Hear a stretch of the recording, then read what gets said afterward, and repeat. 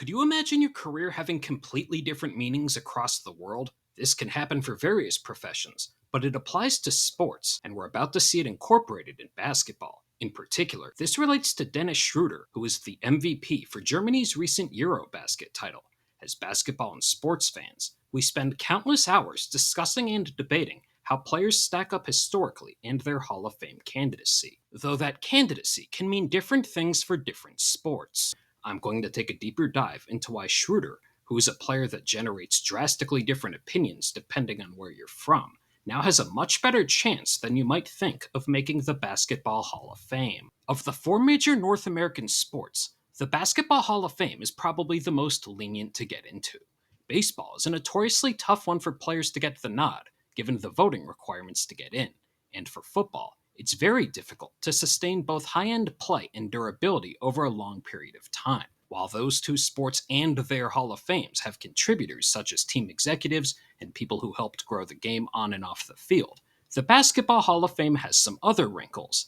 According to the Naismith Memorial Basketball Hall of Fame's website, the Hall is dedicated to promoting, preserving, and celebrating the game of basketball at every level, men and women, amateur and professional players, coaches and contributors, both domestically and internationally. Now, that final part about domestically and internationally is a major difference in the Hall of Fames. The Baseball Hall of Fame has plenty of foreign players who played in international competitions, but they aren't in the Hall of Fame solely due to their accomplishments outside of the MLB.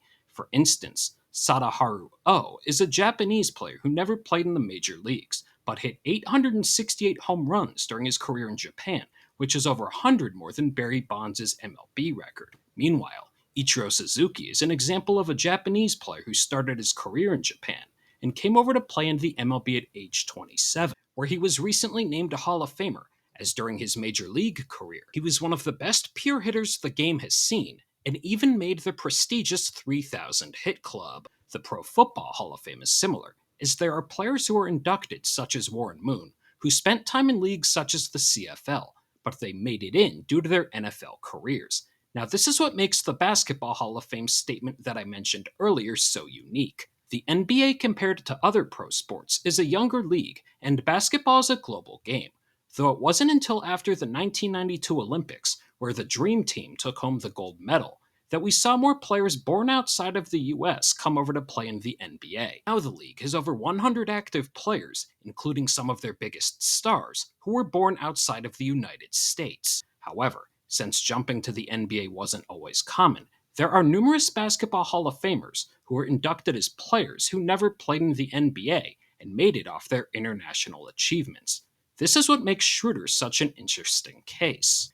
Dennis Schroder was the 17th overall pick of the 2013 NBA draft from Germany, where prior to being drafted, he played a few years professionally before making his NBA debut at 20 years old. Entering what will be his 13th NBA season, he'd be considered a journeyman, as the Sacramento Kings will be his 10th team, though he's had a nice career, as he's averaged 14 points and 5 assists per game, while showing the ability to contribute both as a starter and coming off the bench. Schroeder in the 2019-20 season with the Thunder came in second for 6th Man of the Year award voting, where he averaged just under 19 points a game under the most efficient shooting season of his career. Though if you ask the average NBA fan, they'd tell you Dennis has been a good but never elite guard, and Basketball Reference, based on their criteria for Hall of Fame probability, gives him a 0% chance of making the Hall, though they forgot to account for something: Schroeder's international resume. Given everything Dirk Nowitzki achieved at the NBA level, it might be hard for some to believe that Schroeder is the most decorated German national team player of all time. Since 2022 alone, Dennis has helped take Germany to heights they have never reached in basketball. In 2022, the country won bronze at EuroBasket, where he averaged 22 points and 7 assists a game, and he was named to the All-Tournament team. Then the next year, Germany, led by Schröder, won the FIBA World Cup, where he was named tournament MVP. He followed that up in 2024 by helping Germany come in 4th in the Olympics, which was the country's best finish ever, and was also named to the All-Tournament team. Now most recently, Germany won EuroBasket, and behind Schröder's 20 points and 7 assists per game, he was once again named tournament MVP. Given that, let's take a look at his complete German national team resume since 2022. across 4 tournaments. Dennis has 2 titles where he won tournament MVP for both, was named to the all-tournament team across all 4 events, won a bronze medal in 2022, and then had the best finish in country history in the Olympics. That's quite the resume.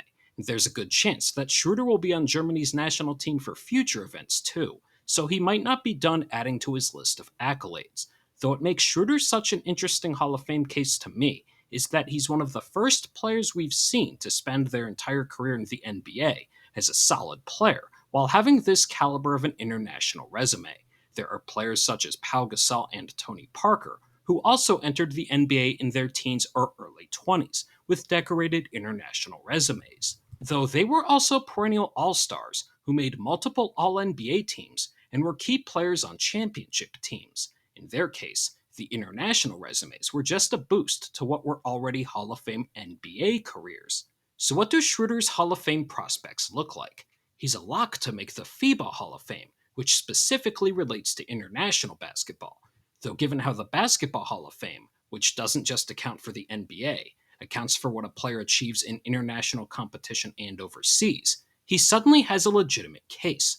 Despite a nice NBA career, it appears unlikely he'll achieve any notable career accolades that make him worthy due to his time in the association. Though Schröder is already the NBA's all-time leader in assists by a German-born player, and is second in made threes, with room to move up in points scored. However, if he's to make the Naismith Hall of Fame, his best chance will be via a direct elect committee, as the Hall does have one for the international game that allows one enshrinee for each induction class. Given how much debate can be had surrounding a player's Hall of Fame candidacy, I found Schröder suddenly being in these talks pretty fascinating, as the Hall is a museum of basketball as a whole, but can also serve as a reflection of the different ways a player's career is discussed all around the world. If you made it this far, thank you, and if you enjoyed the video, make sure to like and subscribe to stay up to date with my latest in-depth NBA analysis.